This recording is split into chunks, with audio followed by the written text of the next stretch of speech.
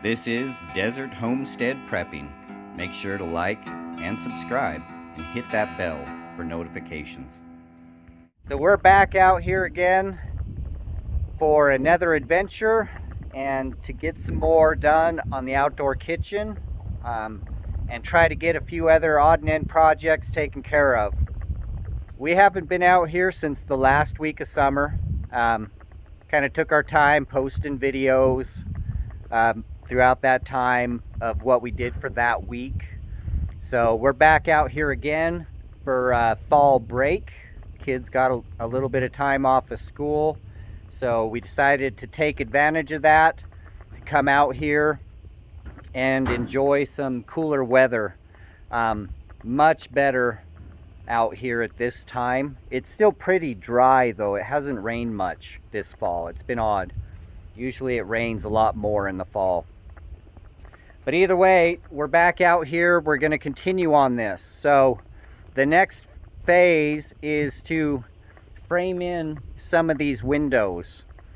So I'm going to have my wife come out here and help me decide where to put these windows. Remember, when it comes to these kind of things, I try to construct the layout of most everything around here according to her wishes.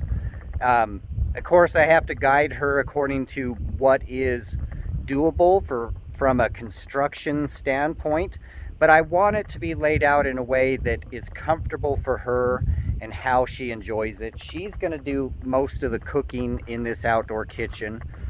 She's the one inside the cabin cleaning and taking care of all of that. So most everything is laid out according to her desires. And I think that that's the right way to do it. So that's the plan. Right now, we'll figure out where she would like these windows, and then we're going to make it happen. So remember, the purpose of the outdoor kitchen is so that we can be able to cook with wood during the summer months. Most of the year it's pretty hot, where we would not want to have a fire going within our cabin. So that's why an outdoor kitchen is very important. Like I said before, we're trying to create our homestead in a way that we can live without electricity. We don't want to rely on solar panels or on-grid power to survive. Who knows what's going to happen? I mean, are we going to deal with an EMP, cyber attacks? You know, who knows? We might actually get hit by a crazy solar flare that's going to just devastate the power system, which many scientists say that we are due for something like that. So we're trying to get prepared in a way where we can survive without electricity, and the outdoor kitchen is a vital part of that. So anyway, we're going to continue on, and we're going to see how far we can get. Hopefully we can be more motivated since it's much cooler, and we'll push through. We'll make it happen. We actually brought some of the cabinets in here and set them up in an orientation of how my wife wants it. And I don't know, she's not too happy with the cabinets themselves. We're going to keep an eye out for maybe some other ones that are going to be in a different design, maybe in better condition. And but either way, we know that this is the orientation of how we want it, where we want the sink, where we're going to want these windows, and where she's going to want the wood burning stove, the wood burning cook stove. So we got a plan, and that's the direction we're going to go.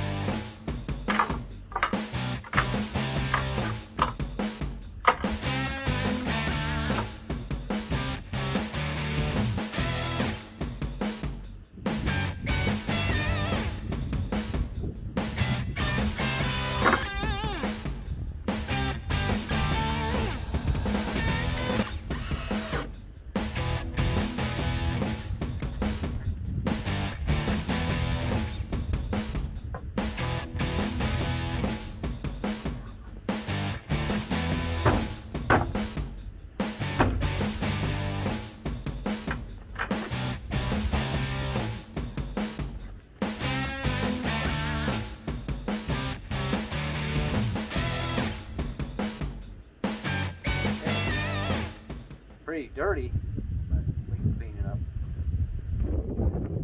So I got the windows in, and I got this last bit of framing done. So now we should be all set and ready to start putting the plywood siding on it. So let me show you some of the details on these windows, some of the issues that I had to overcome. This window was pretty easy, relatively, but I ran into challenges with this one because one is so thin. Like if you look at it, it's like 2 inches, and so I needed to have anchor points. So when it comes to these ones, they're like 3 inches wide, which gave me enough room for them to hang off of the edge of the frame here. So, and I did this because I measured, you know, approximately how thick the plywood siding is going to be able to make this flush. So I couldn't do that with this one, because if you see, the edge of the 2x4 would not give me enough room to anchor these against it. So thankfully, within my supply pile, I had 2x6s, and they were pretty straight.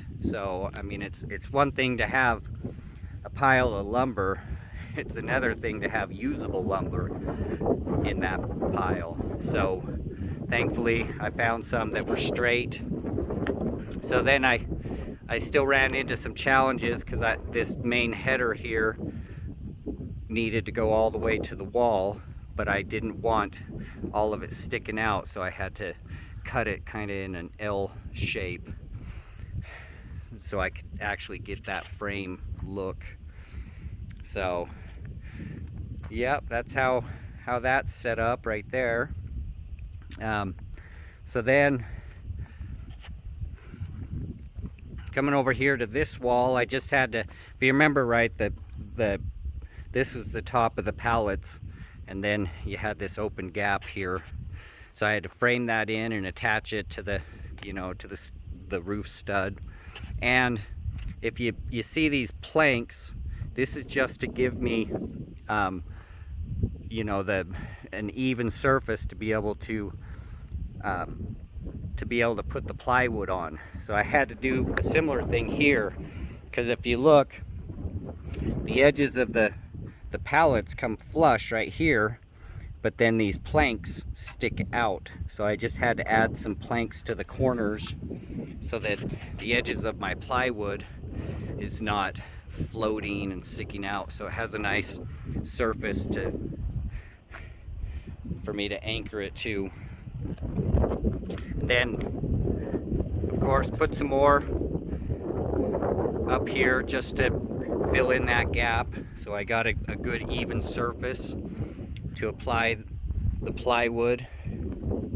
So yeah, then just framed in this window. This one again was much easier. It's about 3 inches, so it gave me plenty of room to be able to attach it to the studs that I used to frame it in. So then again, you know, some more planks just to give us that even surface to be able to apply the plywood. So I think I'm mostly done. Probably just gonna have to put some more planks along the edges of the windows a little bit, and that should be pretty much it. When it comes to putting in these windows, it was challenging. It seemed like I would measure and then come back with a straight edge, and it wasn't quite right. It's deceiving because, like I've said before, pallets are warped and kind of bent. It's hard to have a straight edge to start your measurements. So I measured and remeasured and remarked and just really was careful and diligent to make sure I had my measurements just right before I started cutting. because once you cut, you have a hard time trying to undo what you've just cut out. So I think we got this all taken care of.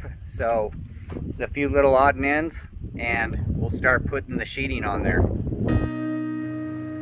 Alright, that's it for this video. Thanks for sticking around as we continue the projects, building our homestead. Wish you guys all the best. We'll catch you in the next one.